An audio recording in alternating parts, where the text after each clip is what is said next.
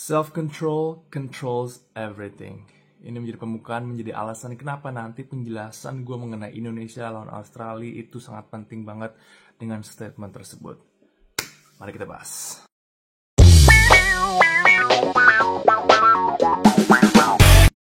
Lima satu, ya pasti kita akan kecewa banget. Cuman yang mau gue lihat ini dari berbagai perspektif yang cukup menarik. Karena hal-hal ini akan sering membuat kita menjadi panas hati gitu. Karena gue tahu Indonesia sangat passion tentang sepak bola. Cuman yang lagi gue bilang kita harus tetap cool down, tetap kepala dingin membahas dari segala aspek. Yang pertama pelatih Patrick Kluivert yang kontroversial. Ya gue tahu semuanya pasti ada yang pro dan kontra. Tapi yang gue tiba-tiba ingat adalah mengenai MU. Kenapa? Langsung hubungan ke MU. Karena dengan Ruben Amorim. Jadi orang kan langsung lihat dari starting line up Patrick Kluivert yang aneh, posisinya aneh. Itu hampir sama dengan Ruben Amorim. Yang kadang-kadang MU tuh nggak pernah pakai 3 back. Terus tiba-tiba pakai 3 back. Kemudian Patrick Kluivert posisinya amburadul dan segala macam. Terus hasilnya apa? 5-1. Ruben Amorim hasilnya apa? MU naik turun. Masuk gua, keluar gua. Masuk gua, keluar gua gitu kan. Cuma lagi-lagi ini masalah sepak bola kan. Kalau kita ngomongin sepak bola, pasti ada kalah, pasti ada yang menang, pasti ada yang cocok, pasti ada yang nggak cocok. Pelatih lagi, kalau ngomongin pelatih ya akan sangat teknis banget nih. Contohnya kayak lagi-lagi kan Ruben Amorim. Kayak Barca deh, orang mikir Guardiola sekarang pelatih terbaik lah 21st century. Cuman mereka nggak tahu, mungkin yang fansnya 5 tahun terakhir atau 10 tahun terakhir, mereka nggak tahu pertandingan pertama Pep Guardiola itu kalah lawan tim promosi La Liga dari kasta kedua. Dan Guardiola track recordnya apa? Nggak ada sama sekali dia pernah ngelatih tim-tim atau klub-klub besar gitu. Pep Guardiola itu sebelum melatih Barcelona A, dia tuh ngelatih Barcelona B. Dan dia nggak pernah ada sama sekali track record ngelatih klub-klub mewah atau klub-klub at least yang udah ada di divisi utama gitu loh. Tapi pas di Barcelona A itu, di season pertamanya itu bayangin transfer pada tahun 2008 itu Barcelona mengeluarkan uang banyak banget. Kayak Dani Alves didatangin, Alexander Hleb dari Arsenal, dan waktu itu masih ada Thierry Henry. Pengorbanan yang mereka lakukan apa? Ngejual Ronaldinho. Bayangin, Ronaldinho itu adalah dua kali pemain terbaik di dunia pada tahun 2005, 2006 atau 2004, 2005 gue lupa. Cuman mereka melakukan sacrifice segitu banyak ya untuk membuat chapter baru gitu. Sebelumnya kan Frank Rijkaard gitu kan, orang Belanda juga waktu itu, yang berhasil membawa Barcelona untuk menjadi juara Liga Champions tahun 2006. Tapi 2008-2009 mereka mengubah itu semua, lembaran baru untuk apa? Pertandingan pertama kalah Barcelona ya, kalah 1-0. Oke lah 1-0 gimana. Cuman kalah tetap gitu loh. Pelatih yang lain lagi, Tottenham, Ange Postecoglou gitu loh. Ange Postecoglou yang pada di Celtic juara, bagus, performanya sangat mentereng. Kemudian di Tottenham apa? Lagi-lagi naik turun nggak jelas, nggak ada di 5 besar, nggak ada di 8 besar gitu loh kan. Nggak tahu, mungkin sekitar 10 besar sekarang kan. Posisi 10, teman lagi-lagi hampir beda tipis sama ini yang naik turun kalah lawan Leicester gitu. Leicester City yang nggak pernah menang, terus Leicester City menang lawan Tottenham di kandang Tottenham. Pelatihnya Ange Postecoglou gitu loh. Musim pertama. Jadi kalau kita ngomongin tentang Patrick Kluivert dengan ya lagi-lagi kan gue bilang, kalau bahas tentang sepak bola aja, kita ungkit dengan politiknya lah, dengan latar belakang tentang judi apalah segala macem. Ya itu lagi-lagi orang Indonesia gitu. Makanya gue di awal bilang self control gitu. Jangan berpikir yang sedikit jauh, bahkan yang jauh banget yang gak ada hubungannya dengan apa yang sebenarnya terjadi, yaitu sepak bola itu sendiri gitu kan. Dengan CV si Patrick Kluivert yang gue udah bandingkan CV Pep Guardiola, dan hasilnya si Guardiola dan hasilnya Patrick Kluivert gagal gitu kan. Terus posisi gue kalau lu tanya, oke bang, bacot lu gede banget gitu, bacot lu, congor lu gede banget, bacot lu banyak banget. Posisi lu di mana sekarang gitu? Lu jadi pro atau kontra? Gue sederhana gitu. Gue melihat sepak bola dari segi yang jangan menjadikan hidup lu itu terlalu diprioritaskan dengan sepak bola gitu loh. Gue tetap melihat sepak bola sebagai titik di mana ini bagian dari kehidupan yang bukan paling utama banget gitu. Tapi gue suka, gue support, passion gitu. Cuma itu nggak akan memakan porsi banyak banget dalam kehidupan gue yang sampai gue stres banget.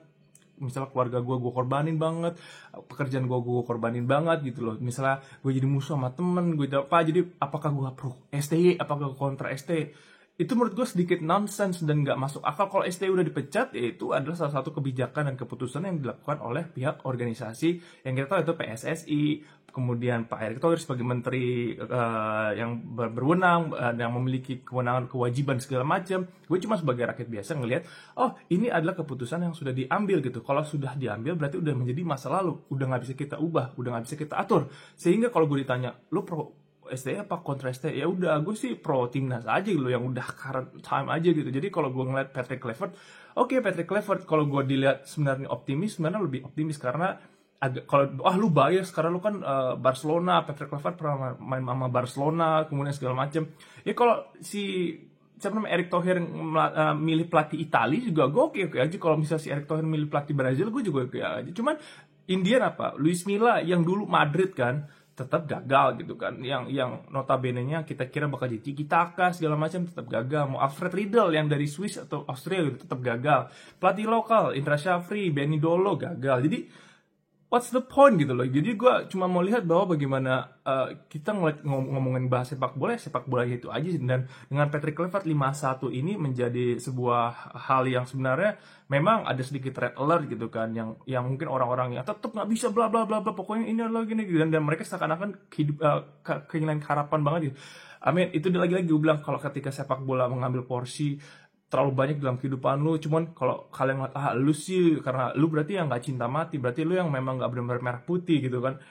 Wait, tunggu dulu gitu loh. Kadang-kadang orang yang berkuar-kuar besar banget ternyata di dalam akhirnya kehidupannya mungkin sering banget dia malahan mengecewakan negara itu sendiri gitu kan. Jadi lagi-lagi ketika kita ngomentarin sepak bola gitu kan, kita harus cool down, kepala dingin, jangan terlalu bermain dengan emosi, dengan sosial media yang terlalu di trigger gitu. Jadi yang gue ngeliat lagi-lagi dengan pelatih Patrick Kluivert, kontroversialnya dengan hasil 5-1 kalah ini gitu loh, dengan performa permainannya gitu kan, menurut gue sih sedikit mengecewakan memang udah pasti gitu kan. Lagi-lagi karena apa? Lagi-lagi dari dulu sampai sekarang permainannya Indonesia itu adalah dari passingnya, kemudian finishingnya, sebenarnya dari passing jauh lebih berkembang gitu daripada Shin Taeyong gitu kan. Kemudian dari skema permainan juga jauh lebih interaktif, lebih wah gitu kan. Cuman lagi-lagi kalahnya di mana? Ya kalahnya di Kevin Dix gitu loh. Kevin Dix di penalti pertama gagal. Juga kalau misal Kevin Dix itu ya penaltinya berhasil, pasti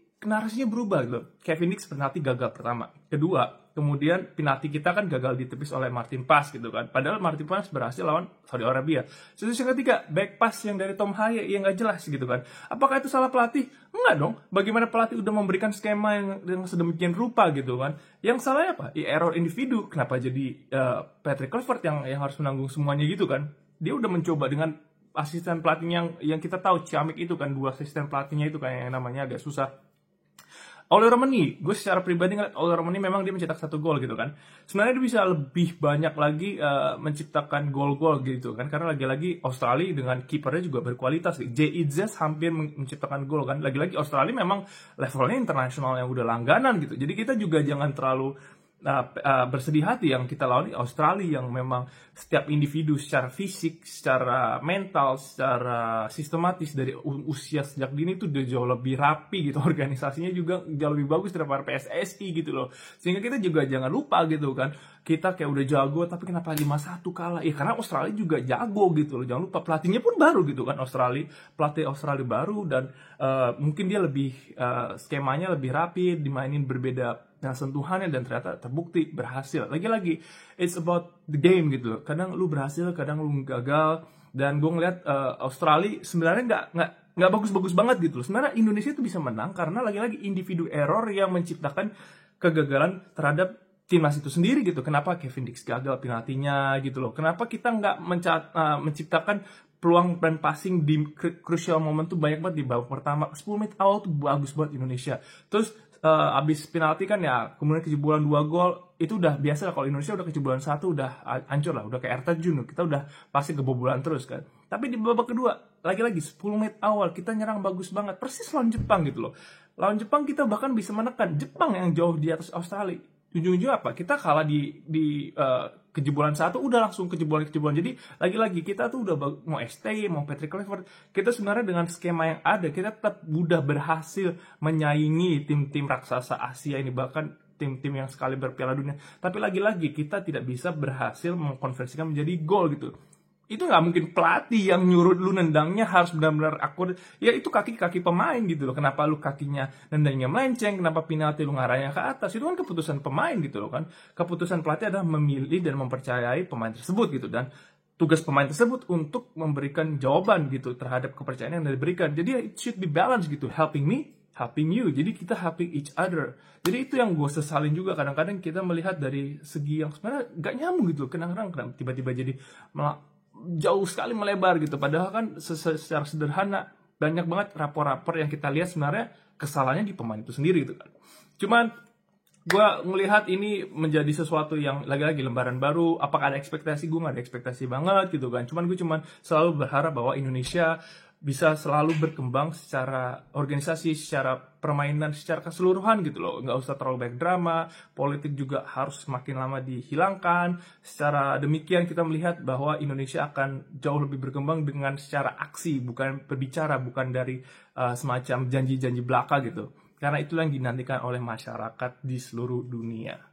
Singkat gitu aja konten gue pertama kali ngebahas tentang Timnas Indonesia. Semoga di konten selanjutnya gue bisa membahas lebih banyak lagi hal-hal yang terupdate mengenai sepak bola. Oke teman-teman, thank you for watching. See you on next one. Bye-bye.